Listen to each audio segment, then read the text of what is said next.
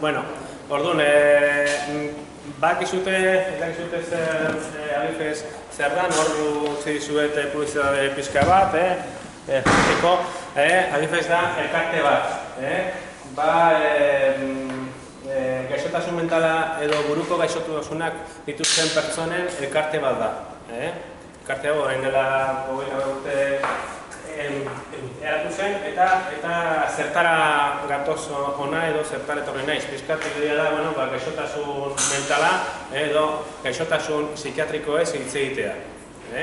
Gaixotasun psikiatrikoaz hitz egiten dugunean, hitz egin ditu ari geha pizkat diagnostiko psikiatrikoaz hitz egiten. Hau da, eskizofrenia, nahasmen bipolarra, nortasun nahasmena, depresioa, eta halako arazo larriak dira. Lehenengo nik nire burua aurkeztuko dut, eta nire da baita ere zuen burua aurkeztea. Ni Iker naiz, Iker Arizabalaga, psikologa naiz, eta bain dela 16 urten nago lanean Adifesen. Momentu enten psikologa bezala nago, Adifes badituen zerbitzu desberdinetan, eguneko zentruetan, pisuetan, eta baita ere familiei laguntzeko ditugun talde eta banakako laguntza. Nortundik galdera bat egin nuke, hemen badago familiarrak zeate, familiarrak. Eta gaixoak ez, gaixotasun bat dakaten pertsonak. Hoi da importantea. Hau da, pizkat gu gain dela 2 urte, pizkat gure ikuspuntua aldatzen saiatzen egea, leheno esaten zena, los enfermos, gazteleraz, el enfermo, eta guk orain gazteleraz esaten dugu la persona con enfermedad. Zergatik, oso importantea da azpimarratzea lehenengo pertsona garela, eta gero, arazo bat izan dezakegu, bai? Hoi oso importantea da zertarako, ez? Pizkat, guk ez dugu lan egiten, esango nuke, ez dugu lan egiten gaixotasunarekin, hau da, guk, Adifesen ez dakagu psikiatrarik, guk ez dugu lan egiten medikazioarekin, ez dugu medikazioa ematen edo errezetatzen, edo ez dugu tratamendu hori erabiltzen, hau da, beste tratamendu batzuk daude, eta hori da, pertsonarekin lan egitea, ikustea zein den bere zailtasunak eta nola errekuperatu daitekeen pertsona. Zer da errekuperatzea pertsona, hau da, azken finean, lortzea autonomia bat, lortzea bere bizitzan, bizitza proiektu bat izatea eta nahi duena bere neurrian egin ahal izatea. Hori posible da? Bai, ziur. Bai, pertsonak errekuperatu daitezke, dakatanean gaixotasun bat, bai ala ez? Bai, oso, bale. Estáis muy avanzados, Bueno, gauza da, nik egin planteamendua, zan pizkat, jarri diogun izenburua da gaixotasun mentala harremanak hobetzeko trebetasunak. Gazteleraz, casi nada, hau da. Ez da ideia azaltzean zer den gaixotasun mentala, zer da diagnostiko bat, zer sintoma dituzten. Suposatzen dut hori badakizutela, batzuk, beste batzuk ez. Galdatzen duzute, hau da, nik pizkat ideia zan, txarra honetan, bigarren pausu batean egotea. Hau da, badakat familiar bat, lagun bat, gaixotasun mentala bat duena, badauka diagnostiko bat, edo bintzat, badaukagu ziurtasun hori, eta ze gertatzen da, pertsonarekin ez, harremantzeko momentuan. Eta alrebez, ez? Zer gertatzen da, nik balin badut diagnostiko bat, ez? Eta berriz, eta etxean nago, eta ze zailtasunak esaten ditut, ez? Bestekin, bai edo nire gurasoekin, edo anaiarrabekin, edo berdin zait. Azken finean, niretzat signifikatiboak diren nire bizitzako pertsonekin erlazionatzeko edo harremanetan jartzeko momentuak. Zailtasunak esango ditut, ez? Besteak baino gehiago, besteak baino gutxiago, zer uste duzute? Zer da gaixotasun mentala edo buruko gaixotasun bat, no? Zer diferentzia dago gaixotasun mentala eta fisikoaren artean? Diferentzia gaude, bai, ez?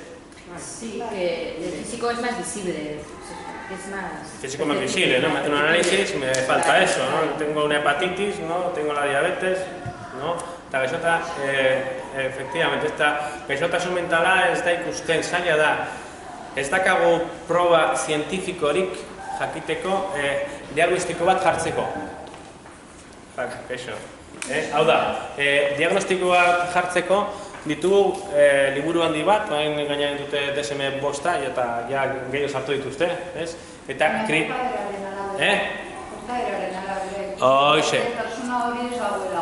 portaeren arabera, nola sentitzen den pertsona, ze estado animiko duenaren arabera, bi gauza, hau da, nire enfokea hitzaldean izan daiteke hirugarren pausu bat. Bat da, ezagutzea zer dan gaixotasun mental, denak badakizute da, ze sintoma gutxi gora bera, incluso medikazioa hartzen duzutenak, badakizute ze medikazioa hartzen duzute, suposatzen dut, ez? Bai.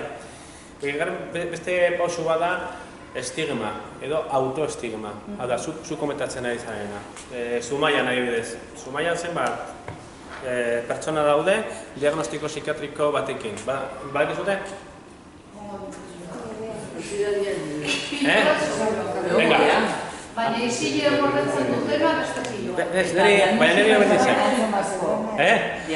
Bueno, hoi beti. Politikoak eta denak daude. Baina zenbat jende dago diagnostiko? Okoitza bere txienak, ez da kan. Hoi da pizkotun? Eta zenbat jende dago sindrome Downekin? Hoi ikusten ditugu. Edo zenbat jende dago ibiltzen dena gurpildun...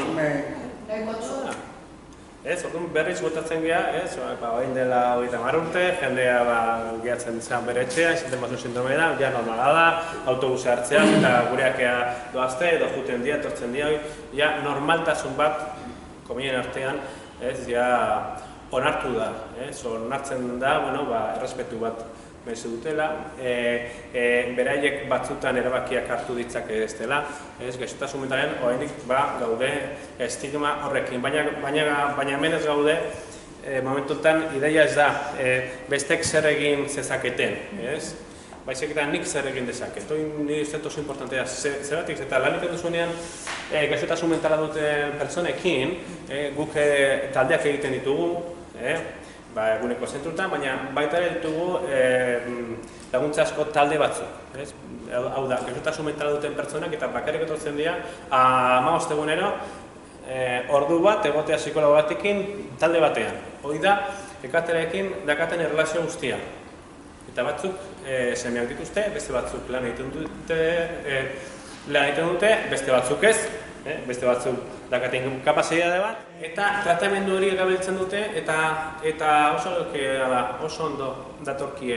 Eta zein izaten da hasieran arazo larriena, edo nun dago beraien obstakulan diena, autoestigma, hau da, bere buruari buruz dakaten kontzeptua. Familia barruan edo gizarte barruan, baina estigma handiagoa da, nik nire buruaz hau gertatu zait, nire bizitzailduan egin dut crack bat egin dut, eta nola errekuperatu, nola erremontatu. Hau importantea da. Hau gainera ez da gertatzen bakarrik gaixotasun mentalean. Gertatzen da beste gauza batzuetan. Gaixotasun mental larriak dakaten beriztasuna, askotan esaten da, arazoa ez da bakarrik diagnostikoa dakan pertsonarena, baiz eta besteena baita ere. Egiten du olako, Sistemikoki edo zeharremena daukate. ja, sistemikoki bai, baina praktikoki badaka bere eragina, eta, bueno, segun kide bakoitzak zer dan, edo gurasoa dan, edo anai-arreba dan, edo izeba, edo bikotea, edo semea, semean ere aita gaixotasun mental badoen badu, ber nola gestionatzen ditut gauza asko baita.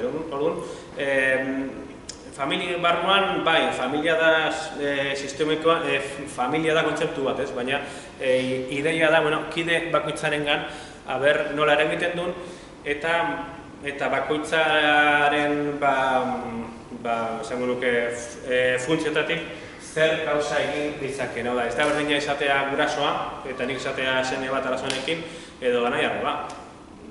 Gurasoa, principios, es el que manda, no? Gurasoak dira, potere gehiago izango dute, aldatzeko zerbait, ez?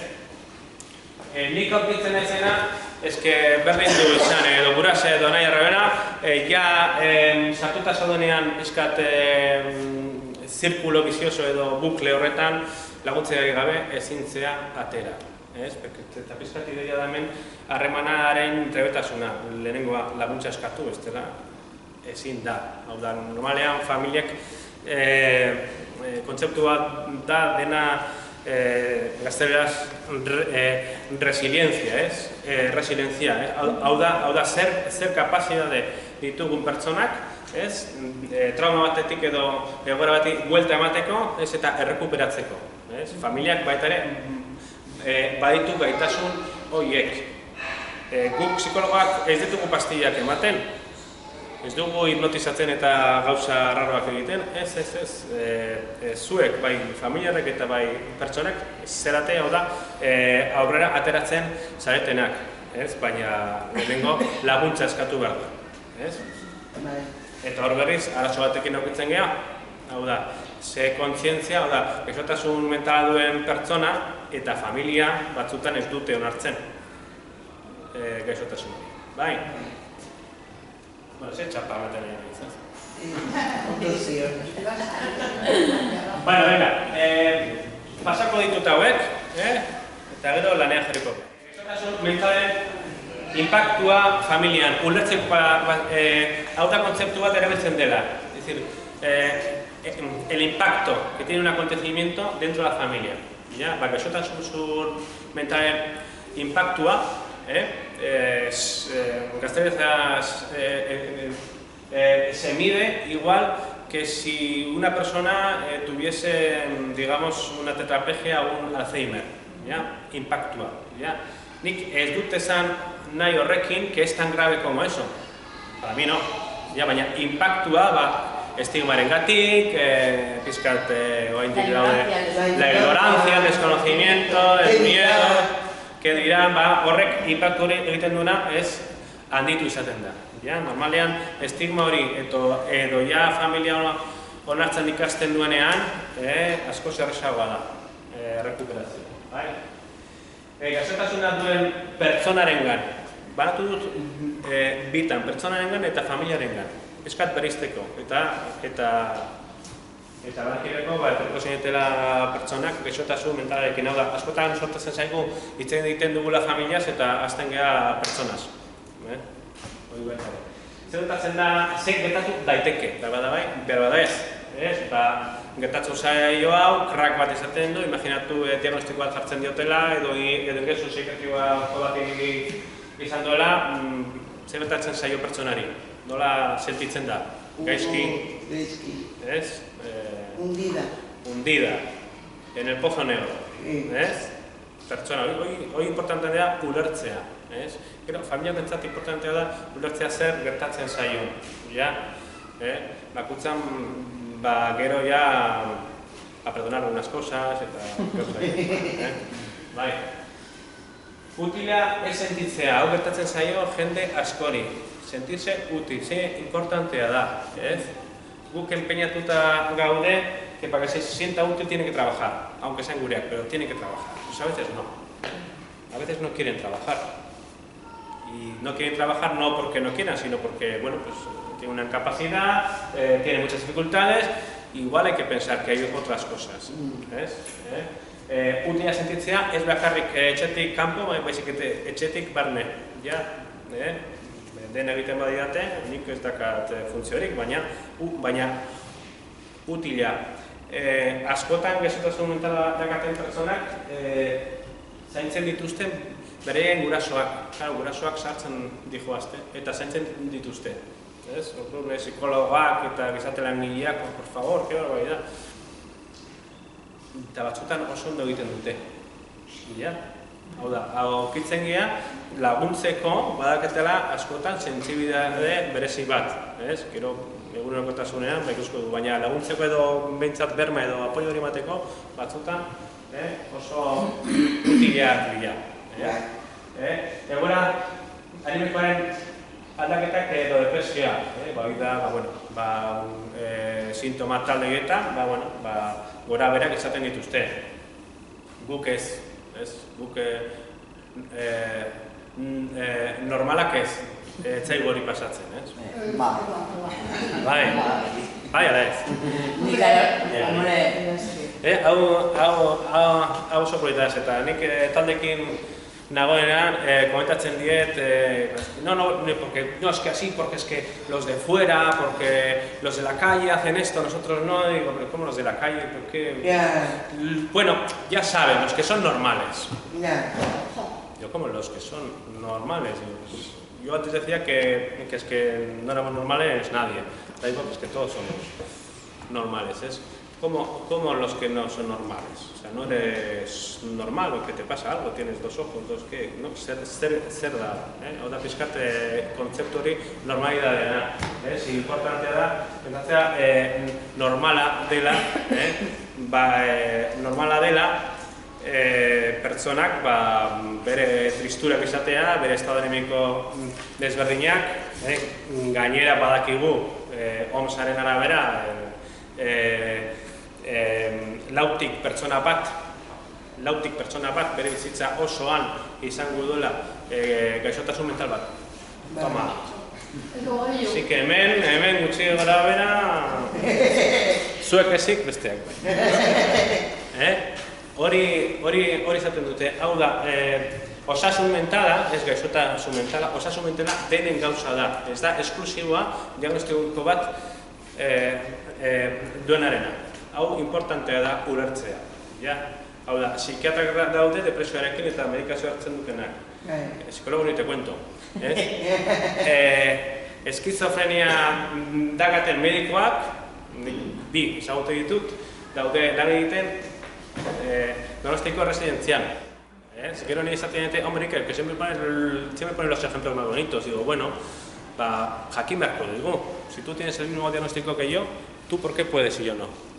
Ja, planteatzen ari, ja nik posibilitatea ematen dut planteatzeko zergatik nik egin dezakedan edo ez. Edo kapaz izango naizen edo ez. Edo zetrebetasunak hartu beharko ditudan horra lortzeko. Eta opzioa ematen nahi diot pertsonari irtetzeko eta rekuperatzeko. Esaten badiot mediko askok eta psikiatra askok esan dute, no, tú tienes una enfermedad mental, tú tienes que tomarte la medicación y estar en casa y estar tranquilo. Con eso ya está, porque esto es crónico y es para toda la vida.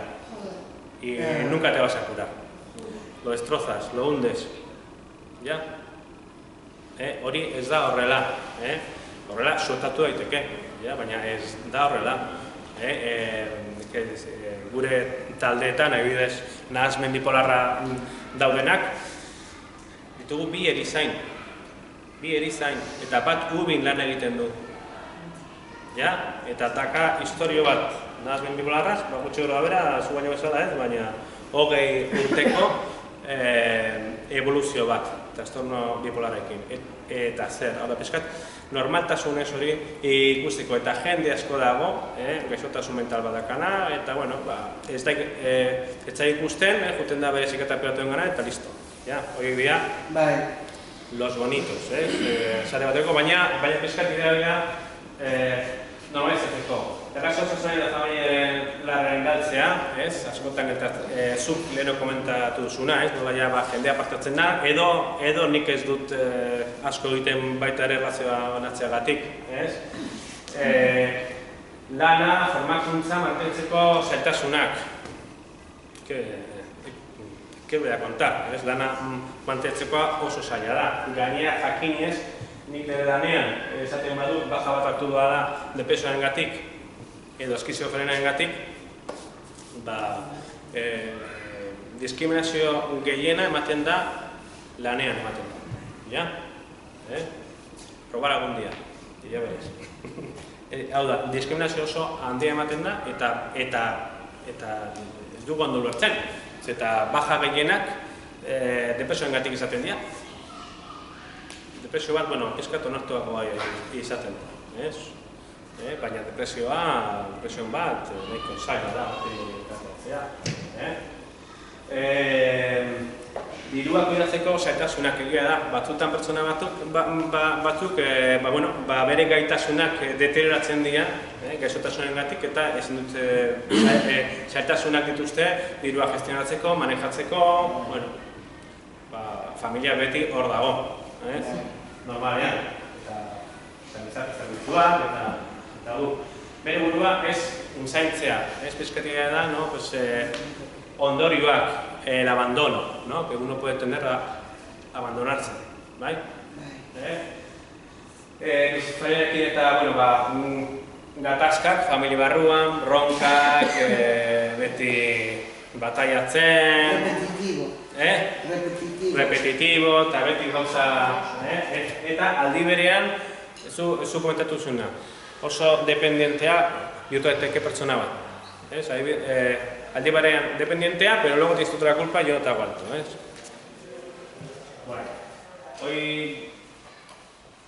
Eta familiarengan zer gertatzen da, nik familiarra edo guraso edo bikote edo pertsona signifikatibo bat balin banaiz, impotentzia askotan ezjakintasunarekin eta ezagitea zer egin eta naiz eta egin nahi ezin aldatu egoera hori. Beste gauza bat, gainbabesteko edo urritaratzeko jarrera, sobreprotekzion, hau da, badakigu, sobreprotekzioa edo gainbabestea dituela efektu kontrajarri batzuk. Hau da, egiten dutena da pertsona kronifikatzea, egoerak kronifikatzea, familia barruan. Normala da, hau da, nik badakat seme bat eta gaixotasun bat beren badu, normalean da, hasieran, bestea, zimu zaude, toderik hariko dizuta, lasainik egingo dut, baina, karo, egun bat, aste bat, hilabete bat, 10 urte, 30 urte, edo hil arte, zertarako, ez dio pertsonari laguntzen hori, ez gaixotasuna dakanari, ez familiarari. Orduan txipa aldatzea oso zaila esaten da. Batez ere gertatzen da gurasoekin. Anai-arrekin baita ere. Bendak azute bat. Anai-arrebak baita ere, esaten dugu, batzutan kontzeptu bada, parentalizatzen dira.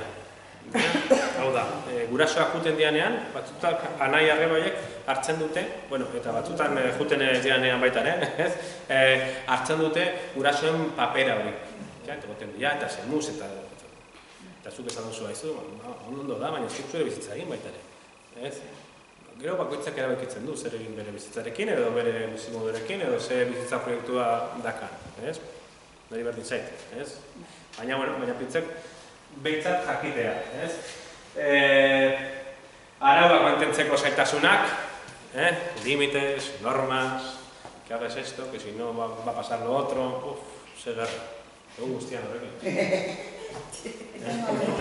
Egun guztian horrekin. Bai edo ez? Bai. Bai. Bai. Erreta egotea. Burnout, o estar quemado. Bueno, hoi guztioi betatzen zaio. Baina, hoi, claro, zure familiarra denean, y ya estoy quemado, o sea, ya solo te voy a entrar por la puerta, ya, hoi egiten dut horrela, ya, edo gaixoa izatea, gaixotasuna dakan pertsona izatea, eta ja sartzea, ja zure ama edo zure corazón, ¿de dónde vienes? Berrogei urte ditut. Berrogei urte ditut. Ez naiz aur bat. Hoi baita ere erretzen du.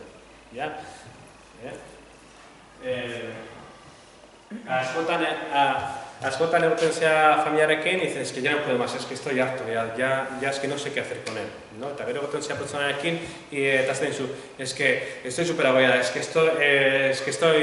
estoy harto de mis padres o de mi familia, es que siempre están encima, es que ya no sé qué hacer. Berdina esaten egin, ja, ze ondo, koinziden, mesua berdina da, gauza da nola. Gauza da, askotan, gauza horiek ez diela hitz egiten. Famili barruan, rogatik ikusko dugu unik ikasleena. Eta gero, familiara, azkenean, familia batzutan baitare izolatzen da. Ez da juten okorretan, no voy a hacer esto porque se queda solo, como si tuviese un niño en casa. Eta hoi ez da ona, ez? Ez. Libre, espacio libre. Espacio libre. Harremanak hobetzeko garrantzitsua da, gaixotasuna onartzea. Bai? Importantea da hori? Aceptar la enfermedad. Bai. Lo más. O que la persona que tiene el diagnóstico tenga una conciencia de enfermedad. Lo más. Hau ez da bai edo ez, graduak daude. Si yo me tomo una medicación, ya estoy aceptando que un problema tengo. Esquizofrenia no, porque igual ni menciono esa palabra, pero ya está aceptando. Hoi oso zaila da, onartzea. Eta aurkitzen zea askotan, baina familiekin, supatzen dena ja oso, baina no acaban de aceptarlo. Askotan familiarei asko kostatzen zaila. Gaixotasuna duen pertsona ez estigmatizatu. Estigmarena, batzutan, no, tú no puedes, porque eres un enfermo. No, es que como tú tienes esta enfermedad, tú no puedes. Batzutan, familia barruan, pertsona estigmatizatzen da, ¿no?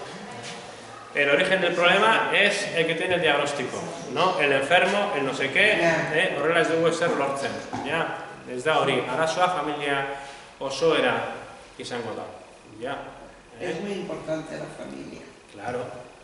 Eta gaixotasuna duen pertsona baita ere culpable sentitu daiteke, ¿por qué me ha pasado esto a mí? ¿No? O mira que mal está mi familia por mi culpa. Hoi gertatzen da, eta hori oso gorra da. Gaizki zaudenean, krisi baten barruan zaudenean, depresio baten zaudenean, ezin duzu asko egin. Baina noiz lan egin daiteke, orain, nik ja pizkat hobeto nagoenean, batzutan pastillei esker, betere, orduan nik lan egin dezaket hori. Ja nola egin dezaket lan. Bakoitzak bere emozioak gestionatzen ikastea. Hau da, normalak ez dakate arazorik ez.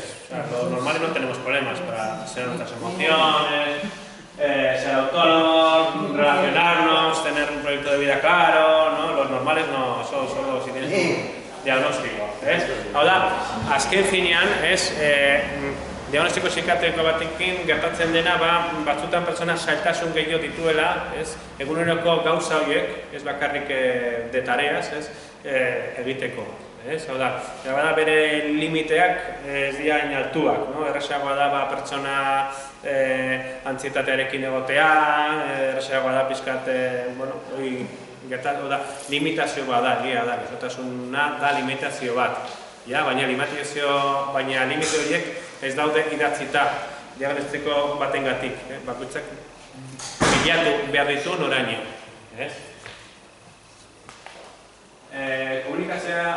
Komunikazioa sartu dut, eta oso zaila da harremantzea komunikazio txar batekin. Hau da, komunikazioa oso importantea da. Nola komunikatzen gara? Batez ere, familia barruan, familia bakoitzak moduak ditu komunikatzeko, ez? Baina, pizkate basiko bezala ditut gauza batzuk oso erresa, ez? Bestea, errespetatu, hau erresa da, errespetatzea. Elkarren artean. Bai edo ez? Bai. Bai. Normalak bai, erresa da, gure bikotea errespetatzea, gure semea, Es muy importante. oso importantea, errespetua. Eta gaina, errespetua, hoi izan berko izateke, esango genuke, como un cordón de seguridad. Nik zurekin kabratu netike, baina errespetua fatatu behar da pizkat, errespetu hori oso importantea. Pertsona errespetatzea, eta baina hori zer da, ez pentsatzea, pertsona eta gaixotasuna berdina dela, ez da berdina. Hau da, bakoitza bere nortasuna dakagu. Egia da gaixotasun horrek eragin dezakela eta eragiten duela bakoitzaren nortasuna, baina nagoni eta nire gaixotasuna. Hoi importante da, bereiztea. Oso importante. Eta gero, atxikitzen ditugu, zenbait gauza, pero esto es, pero como está enferma, ¿no? Oye, si quiere una semana de viaje, está enferma, pues ¿y qué? Y si le pasa algo, pues tiene 40 años. Si pasa algo, pues bueno, ayúdale a prevenir si le pasa algo. Guk lan egiten egia horrela da. Guk lan egiten dugu gaixotasuna dagoeten pertsonekin erresponsabilizatzea. Hau da, pizkat jakitea autogestionatzen eta prebenitzen krisi bat adibidez. Prebenitu daiteke krisi bat? Pertsona bera? Bai. Eta gaixotasuna dagazutenak egiten duzute jadanik egiten duzute. Hau da, baina guk egiten dugu idatzi. Hau gertatzen bazait, nik zer egin dezaket. Eta lehenengo ikasi behar dut identifikatzen zeintzu dien nire sintomak edo nire prodromoak edo gazteleraz nik egiten dut las señales de alerta, ¿no? A los normales no nos pasa esto. Es las señales de alerta cuando ya digo que aquí algo va mal, ¿no? A los normales a veces también nos cuesta darnos cuenta, ¿no? Cuando hay que pisar el freno. Hau, beraina segun izateke, hau da, zen finean, baina zehotatzen da, normalean nik gaixotasun bat berin badut, beti normalean krisietan gauza antzekoak gertatu daitezke, sintoma, prodromo edo señal de alerta antzekoak gertatu daitezke. Guk momentu enten lan egiten egea, pertsonak hori identifikatzen, idazten ditu, zeintu dira señales de alerta horiek, familia baita ere parte hartzen du. Sí, bueno, pero tú no te das cuenta que te pones también muy chulita o te pones a discutir, jartzen ditugu, gero norekin kontatu beharko zenuke laguntza eskatzeko, eta zer gauzak egin beharko, zer gauza konkretuak egin beharko zeintuzke, hori gertatzen balin bada. Lana da, baina funtzionatzen du. Horitzen nahazmen bipolarra zekan pertsona batek, egin genuen lan hori, eta ingresu bat izan zuen, eta neko gaizki jarri izan, eta junzan psikiatrikora. Eta junzan psikiatrikora, ikerrekin landutako gauzekin, eta hor, la psikiatra de turno, hartu zion y mira que me tienes que ingresar porque no estoy bien, mira porque me está pasando esto, justamente lo que he estado trabajando que me está pasando. Y cuando me pasa esto yo tengo que ingresar porque si no la haría. No, tú tienes un poco de ansiedad. No, tú estás muy bien, mira cómo hablas, qué coherente, qué consciente. ¿Qué consciente eres? No, aquí lo va, toma, tómate un ansiolítico y vete para casa. ¿No? A los 2 días, claro, la chaña lo ingresó, porque estaba rompiendo la habitación de un hotel de Donosti. Eta orduan berriz ikusi zuen beste psikiatra bat. la que le tocaba ya, eta psikiatra hori ordu, claro, zuk informearekin sartzen eta gu informea jartzen dute eta psikiatra horrek oso ondo, esan zion, ya lo siento, nos hemos equivocado, te teníamos que haber ingresado, si es que lo estabas diciendo. Pero claro, como lo estabas diciendo, pues no estamos acostumbrados a esto. Y la que esto, pues no te ingresó. Ya? Hau da, lortu daiteke, ya? Eta ez dira kasu arraroak, Se trata de eso, de conseguir eso, la prevención. Claro, la prevención, eta ez bakarrik la prevención, sino nik esan dira, es decir, que la persona tenga una sensación de mayor control sobre lo que le pasa. Si no, siempre voy a depender de los demás, ya. Claro, hau da prozesu bat, ya. Para esto ya hemos pasado por aceptar, por quitarnos un poco de estigma, por pedir ayuda y por dejarme trabajar, ya. Baina hau adibidez taldetan oso importantea da, o sea, si yo tengo trastorno bipolar y estoy abajo y veo que una persona me está contando que le ha pasado eso, digo, joder, pues igual yo también puedo, ya, hoy oso importantea da. Ikustea beste pertsona batek egin dezakela. Segitzen dut, sermoiak botatzea,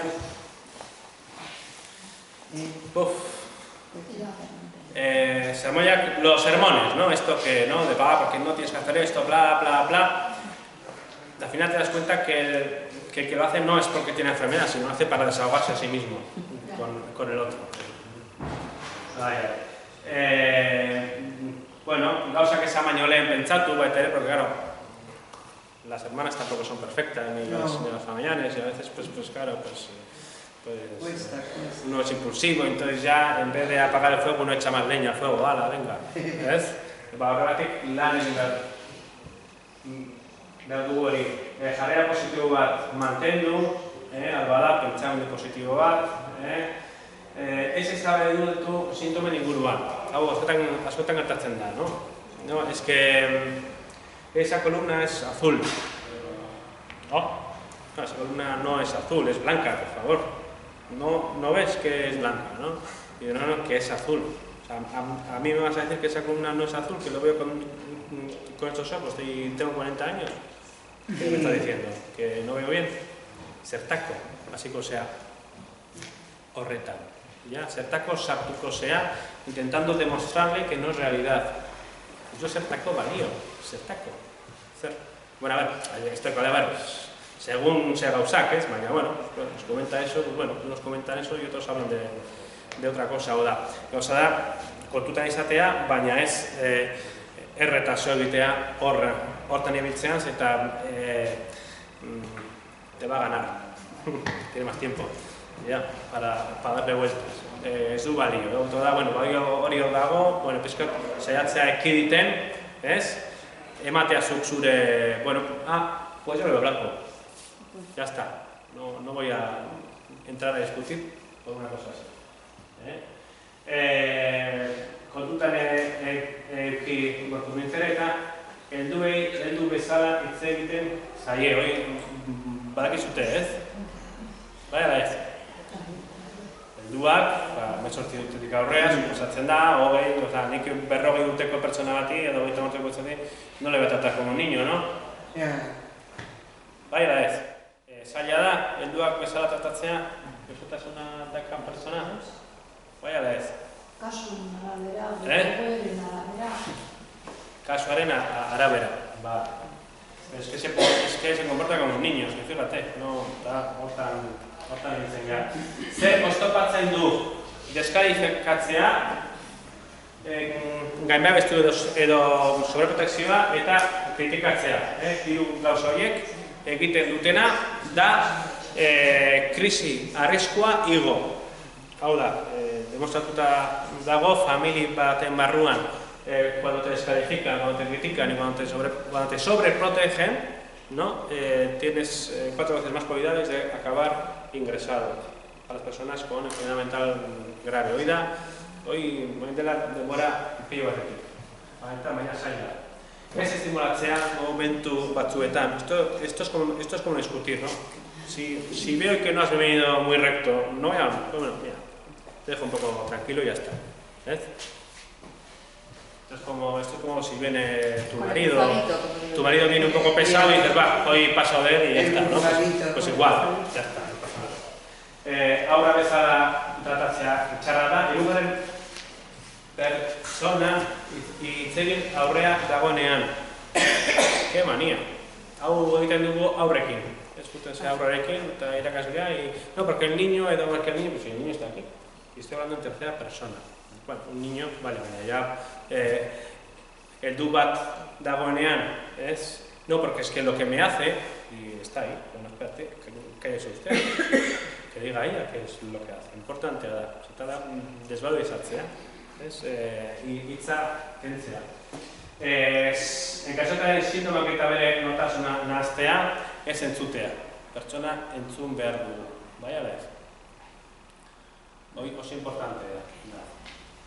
Batzutan, a veces dices, ya no puedo escucharlo más, pues vale. Para limitatzea, baina importante da, entzutea zer esaten du. Eta profesionalei baita ere kostatzen zaigu batzutan entzutea, porque pensamos que ya sabemos lo que va a decir y cómo va el tema. Importante da, entzutea, batez ere, zer nahi duen, zer desio dituen pertsona horiek, ja? Horrek eragingo dio aldaketarako pizkat motivatzea. La motivación al cambio no va a venir de lo que diga yo. Ya, la motivación al cambio va a venir de lo que quiera esta persona, ¿no? Quiero ser independiente, quiero trabajar, no sé, me da igual, me gustaría hacer no sé qué, tira hortik, ya? Bestea, oso importante da entzutea. Komunikazioa zer hobetzen du? Zer hobetzen du? Mezuak, ideiak modu erraz eta konkretuan esan. Hau da, adibidez, eskizofrenia dakan pertsona batek medikazioa ez dio askotan sintoma positiboak, hau da, alucinazioa bai, baina behar bada los delirios, las ideas raras, ¿no? El rollo este, no le va a quitar del todo. Ya, le va a bajar su influencia, pero a veces va a estar susceptible, da pizkat, ez dakit, egia dan, ez pizkat horrela. Seguna, o sea, egotea, importante da, mezu konkretuak ematea, o sea, esto y punto, y no me enrollo más, ya? Eta beste pertsona ez duen zuten, baina pertsona askori suertatzen zaigu, ¿no? Cuando alguien se pone a hablar, yo ya no le sigo, ¿no? O sea, eso, konkretuak, baita ere, sintomekin dagoenean horrela egin beharko dugu, ya? Gauza konkretuak, bueno, haz esto, no hago lo otro, ya lo hago yo, punto. No vamos a plantear largas conversaciones ni sermones porque no va a ayudar a la otra persona ni a la situación, ya? Hitz egitea es behartu. ¿A alguien le gusta irse solo a darse un paseo de Zumaya o les gusta a veces estar solos? Sí, a mí sí. Hay personas que sí. Ya. Espadutze egin nahi es behartu. Bueno, baina esan, y hay gente que le persigue, pues que quiero que me digas porque soy tu mal. Por favor, porque soy tu mal, no me hablas. Pues no quiero hablarte. El problema es tuyo. Ya veremos qué es lo que vamos a dejar pasar un poco. Vale, beste pertsona entzuten eta ulertzen duela ziurtatu. Batzutan hitz egiten dugu eta pertsona ez du hitz egiten. Esto vale para los dos, para la familia y para otra. Hau da, ziurtatu, ulertu duzu? Bai, ez, seguro. Tratu empatikoa izan, es decir, trato cálido esaten da. Ja, empatia badakizute zer da, ez? Ez izate agresiboa, ez izate pasiboa, ja, empatikoa, ondo. Dozein gaza horren aurretik, pertsona bada, jarrera eta portaera egokiak errefutzatu, importantea da, ez? Errefortzatzea, ez? Ondo egiten dena, errefortzatzea. Sin peros, y sin... Bueno, pues si lo sigues haciendo así, es bueno, hau, oye, hau asko gustatzen zait, ez? Hau ondo bitu zait, ze ondo egin un punto, ya está. Sin comas ni peros. Erabakiak hartzen lagundu, eskatzen badute. ¿Puedes tomar decisiones por ti misma? Sí. Sí. ¿Y siempre ha sido así? No, No. ahora. Ahora sí. Sí. ¿Después de cuántos años? 25. 25 años desde el diagnóstico, Sí. ¿no? Y ahora sí, 25 años. Telita. Bueno, todas las decisiones tampoco tomas, ¿no? No, No te todas preocupes. no. Yo soy normal y tampoco en casa tomo todas. Yo creo que cada menos, además. Baina, pixkat, erabakiak hartzea. Ja, askotan gertatzen da, guri suertatzen zaigu, ez? Nik etortzen batzen bat, no, yo quiero hacer esto, no, porque yo quiero trabajar y quiero hacer esta formación, no sé qué. Y el equipo dice, va a hacer así, se va a frustrar más. Ideia bat, isiltasuna ez da ona. Hau da, familia barruan hitz egitea. Nik ezagutzen dut, beti, badaude familia batzuk, horitzen naiz, ama bat bere semearekin daka eskizofrenia, nahiko gaztea, dobetan ibitakoa, 20 pik urte izango ditu, eta lortu dute, beraien artea, eukitzea espazio batzuk, denbora batzuk beraien artean hitz egiteko, konfidantzaz eta errestasunez. No que te escucho como una madre, konfiantza hori, oso importantea da. Hau da, lortzea familia barruan espazio batzuk hitz egiteko. Zer gertatzen ari denaz. Sin chillar, sin exaltarse, sin no sé cuánto. Hoi erresa da? Erresa da? Oso zaila da. Nik ezagutzen dut bat, así que sin decirle nada, y lo hace eta nahiko ondo dago. Alde batetik, hoi da pertsona laguntzea. Errespetatuz, tratándole como a un adulto. Entzutea eta hitz egitea, sin más. Tampoco con pretensiones de que vamos a cambiar nada, sino que haya esta comunicación. Oso zaila da lortzea hori, familia barruan gaixotasunaren arazoa dagoenean, eta ya todos están más quemados, todos discuten, eta oso zaila hori. Eta askotan isiltasuna egoten da. Gaixotasuna duen pertsona, bere gelan sartzen da, ez da hitz egiten, que es para comer, si no, hau normali ez zaigu gertatzen ez dira.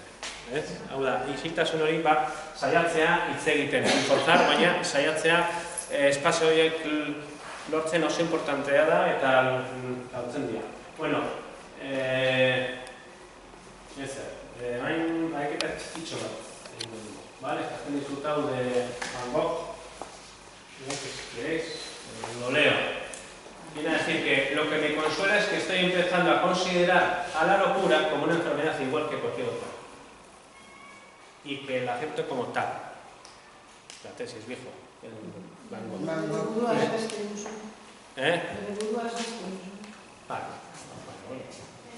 Bueno, baina, como lo del estigma, ¿no?